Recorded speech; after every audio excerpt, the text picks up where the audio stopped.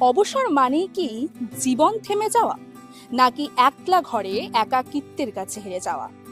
দেশবন্ধু পাড়ার অনুপ দাস প্রমাণ করে দিলেন শিল্পের কোনো অবসর হয় না, আর ইচ্ছে থাকলে যে কোনো বয়সেই নতুন রূপকথা লেখা যায়। পশ্চিমবঙ্গ মধ্যশিক্ষা পর্ষদ থেকে অবসর নেওয়ার পর দীর্ঘ 50 বছরের ব্যস্ত জীবনটা যখন হঠাৎ নিস্তব্ধ হয়ে গিয়েছিল, অনুপবাবু তখন ফিরে গেলেন তার শৈশবের প্রথম ভালোবাসা ছবি আঁকার কাছে। কিন্তু ওনার কল্পনা শুধু ক্যানভাসে আটকে থাকেনি।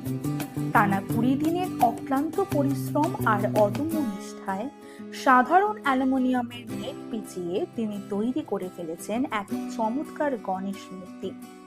ধীরে ধীরে রূপ পাওয়া এই শিল্পকর্মটি না দেখলে বিশ্বাস করা কঠিন। ঝুঁকি নেওয়ার বয়স কি শেষ? একদমই নয়। মধ্যশিক্ষা পর্ষদের সিনিয়র অ্যাসিস্ট্যান্ট পদে কর্মরত ছিলাম। গত 31শে জানুয়ারি 2026-এ আমি অবসর নিয়েছি। এই অবসর সময়টাকে কাটানোর জন্য, এঙ্গেজমেন্টের জন্য আমি এক জায়গায় গত 2 মাস হলো আঁকা শিখতে গেছি। বাড়িতে একটা কাজের জন্য আমি মিটার বক্স কভার করার জন্য একটা অ্যালুমিনিয়ামের নেট কিনে নিয়ে এসেছিলাম। তার অবশিষ্ট অংশ দিয়ে আমি দেখলাম কিছু বানানো যায় কিনা। একটা হাতির সুর বানিয়ে দেখি তো দেখা করা যায়।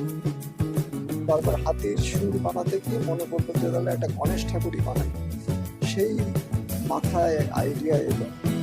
তখন ওই নেট, অবশিষ্ট নেট দিয়ে, অ্যালুমিনিয়াম নেট দিয়ে আরো বাজার থেকে কিছু নেট নিয়ে এলাম। অনুষঙ্গিক আরো কিছু জিনিসপত্র কিনে নিয়ে এলাম। ধীরে ধীরে চেষ্টা করতে করতে আমি একটা গণেশ মূর্তি তৈরি করে ফেলি। এবং আমার ইচ্ছা, যদি এবার দুর্গাপূজায় কোনো ক্লাব আমাকে বরাদ দেয় দুর্গা প্রতিমা তৈরি, সময় যদি এখনো কম, তবু চেষ্টা করে দেখবো আমি একটা দুর্গা প্রতিমা তৈরি করতে চাই।